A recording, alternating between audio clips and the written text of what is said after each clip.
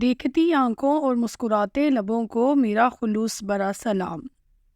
Depression, غم، نا امیدی اور مایوسی سے نکلنے کے لیے بہترین دعا ہے حسبی اللہ لا الہ الا ہوا علیہ توکلت وہو رب العرش العظیم۔ We can read this dua for elimination from sadness, depression, anxiety and worries۔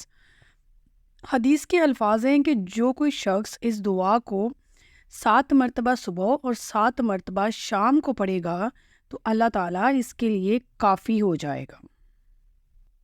غم کے وقت قرآن پاک کی تلاوت زیادہ سے زیادہ کریں، کیونکہ اللہ تعالیٰ کسی آواز کو اتنی غور سے نہیں سنتے جتنی قرآن پاک کی آواز کو سنتے ہیں۔ اللہ پاک ہم سب کو قرآن پاک کو سمجھنے اور پڑھنے کی توفیق عطا فرمائے، آمین۔